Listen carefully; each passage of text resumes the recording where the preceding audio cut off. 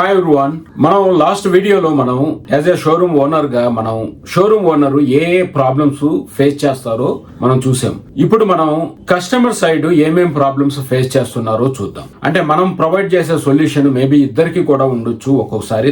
That is the reason మనం customer side problems కూడా చూద్దాం. మనం ఆన్లైన్ లో షాపింగ్ చేస్తూ ఉంటాం, బాగానే ఉంది. అయితే ఆన్లైన్ కస్టమర్స్ అందరూ హ్యాపీనా అంటే కాదు అండి. ఇంకొకటి ఏంటంటే, నాకు ఒక ప్రోడక్ట్ అర్జెంట్ గా కావాలి అంటే ఆన్లైన్ లో ఆర్డర్ పెడతాం, మేబీ ఒక 2 days కి వస్తుంది. ఆ ప్రోడక్ట్ కరెక్ట్ గా ఉంది, నాకు నచ్చిందే వచ్చిందా అంటే ఛాన్సెస్ చాలా తక్కువగా ఉన్నాయి. యూజువల్ గా మనం రిటర్న్ పెడతాం, లేకపోతే రీప్లేస్ పెడతాం. అనదర్ ప్రోడక్ట్ రావడానికి ఇంకొన్ని డేస్ ఎక్కువ అయ్యే అవకాశం ఉంది. వచ్చినప్పటికీ కూడా డిసప్పాయింట్ ఎక్కువ అయ్యే అవకాశాలు ఉన్నాయి. మనకు అర్జెంట్ గా కావాలి అంటే పర్ఫెక్ట్ ఐటమ్ దొరకటం అనేది ప్రాబిలిటీ చూసుకుంటే చాలా తక్కువ అనే చెప్పుకోవాలి. అయితే ఇది ప్రాబ్లం నెంబర్ 1. ఆన్లైన్ అనేది ఖచ్చితంగా బెస్ట్ ప్లాట్ఫామ్ నే, బట్ మనకు అర్జెన్సీలో గానీ టచ్ అండ్ ఫీల్ గానీ మనకి డిసప్పాయింట్ తక్కువగా ఉండే ప్రొడక్ట్ ని మనం సెలెక్ట్ చేసుకోవాలి అంటే మాత్రం మనకి సక్సెస్ రేటు చాలా తక్కువగానే ఉందనే చెప్పుకోవాలి. మనం ఆన్లైన్ లో షాపింగ్ చేస్తారు, కానీ మనం ఏదైనా ఒక ప్రొడక్ట్ ని ఆఫ్లైన్ లోనే కొనుక్కోవాలి. టచ్ అండ్ ఫీల్ ఉండాలి. స్పెషల్ అకేషన్ గానీ లేకపోతే సరదాగా వెళ్ళి చూసి కొనాలంటే కూడా, ఒకవేళ మనం చూసి అయ్యి ఒక పర్టికులర్ ప్రోడక్ట్ నే కొనాలనుకోని కానీ వెళితే ఆ రోజంతా మనం షాపింగ్ కే సరిపోతుంది. అంటే దాదాపుగా మనం మార్కెట్ లో సిటీస్ లాంటి ప్లేసుల్లో కనుక చూసుకుంటే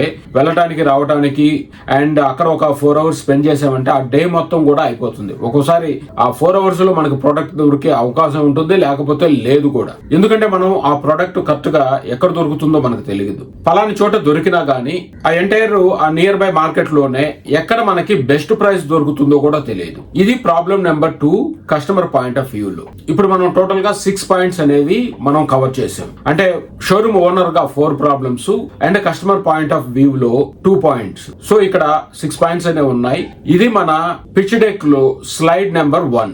అంటే మనం ఏం ప్రాబ్లమ్ ని మనం సాల్వ్ చేస్తున్నాం, ఏ ప్రాబ్లమ్స్ ని మన స్టార్ట్అప్ సాల్వ్ చేస్తుంది అనేది స్లైడ్ నెంబర్ 1. దానే ప్రాబ్లమ్ స్టేట్మెంట్ అని కూడా అనొచ్చు, ప్రాబ్లమ్ స్లైడ్ అని కూడా అనొచ్చు. మన స్టార్ట్అప్ ఈ ప్రాబ్లమ్స్ కి ఏ సొల్యూషన్ ఇవ్వబోతుంది. మీరు కనుక ఒకటి గమనించినట్టయితే, మన షోరూమ్ పెట్టినప్పుడు మనం ఏ ప్రాబ్లమ్స్ అనేది చెప్పుకుంటూ వస్తున్నాం. ఇది ఒక సిరీస్ గా వస్తా ఉంది. మీరు దయచేసి ప్రీవియస్ వీడియోస్ అనేది చూడండి, అప్పుడే మీకు అర్థమవుతుంది. సో ఈ సిరీస్ లో మనం మన షోరూమ్ పెట్టినప్పుడు ఏమేం ప్రాబ్లమ్స్ వచ్చాయి, ఇప్పుడు మనం ఈ ప్రాబ్లమ్ స్లైడ్ అన్నప్పుడు మనం 360 డిగ్రీ యాంగిల్ లో మనం ప్రాబ్లమ్స్ ని చూడటం అయితే మొదలు పెట్టాం. అందుకనే మనం షోరూమ్ ఓనర్ ప్రాబ్లమ్ ని, customer point of view problem ని, షోరూమ్ ఓనర్ కూడా ఒక్క అడ్వర్టైజింగ్ కాదు రిమైనింగ్ ఏరియాస్ లో ఏమేం ప్రాబ్లమ్స్ ఉన్నాయి అనేది మనం చూసాం. ఇక్కడ నేను ఇంతకు ముందుగా చెప్పుకున్నట్టుగా మీరు ఈ ప్రాబ్లమ్స్ ని మనం కేర్ఫుల్ గా సెలెక్ట్ చేసుకోవాలి. మనం అన్ని ప్రాబ్లమ్స్ మనం సెలెక్ట్ చేసుకొని అన్నిటినీ ఒకేసారి కనుక మనం సాల్వ్ చేస్తామంటే ఇది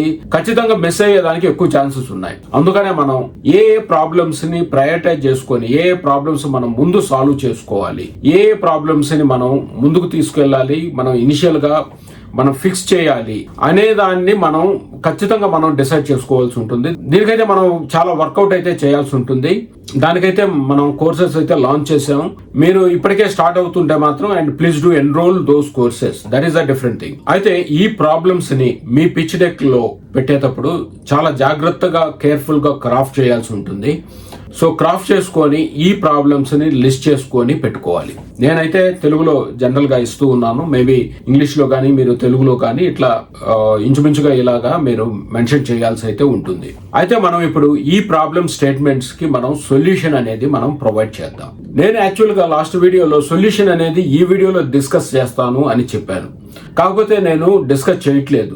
ఎందుకు అంటే మీకు గనుక నేర్చుకోవాలి అని ఉంటే, మీకు స్టార్టప్స్ ఎలా వర్క్ అవుతాయి, లేకపోతే మీ ఎగ్జిస్టింగ్ స్టార్టప్ కి మీరు ఎలాంటి సొల్యూషన్ మీరు ప్రొవైడ్ చేయాలి, ఎలాగా మీరు మీ స్టార్టప్ ని బిల్డ్ చేసుకోవాలి అని మీకు గనుక ఉంటే, మీరు ఈ 6 ప్రాబ్లమ్స్ ని పక్కన పెట్టుకొని మీరు గనక సొల్యూషన్ ప్రొవైడ్ చేయాలి అంటే ఎలాగ మీరు సొల్యూషన్ ప్రొవైడ్ చేస్తారో మీరు మీ సొల్యూషన్ అయితే ప్రొవైడ్ చేయండి. నేను నెక్స్ట్ వీడియోలో నా సొల్యూషన్స్ అయితే ఇస్తాను. ఇది నేను 2015లో డిజైన్ చేసింది, కానీ ఈ సొల్యూషన్స్ అన్ని కూడా కాంటెంపరీ సొల్యూషన్స్. అంటే ఇప్పటి వరకు కూడా ఈ సొల్యూషన్స్ అనేది చాలా కంపెనీలు కూడా అడాప్ట్ చేసుకునే సొల్యూషన్స్, బట్ అడాప్ట్ చేసుకుంటే ఎక్స్పోనెన్షియల్ గ్రోత్ ఉండే సొల్యూషన్స్ కూడా. సో అందుకు అందుకనే మీరు ఈ థింకింగ్ ప్రాసెస్ లో మీరు ఎటువంటి సొల్యూషన్ మీరు ఈ ప్రాబ్లమ్స్ కి ఇస్తారో నోట్ ఇట్ డౌన్ అండి. అండ్ నెక్స్ట్ ఎపిసోడ్ లో నేను ప్రొవైడ్ చేసే సొల్యూషన్స్ కి మ్యాచ్ చేసుకొని చూడండి మీ థింకింగ్ ప్రాసెస్ ఎలా ఉంది,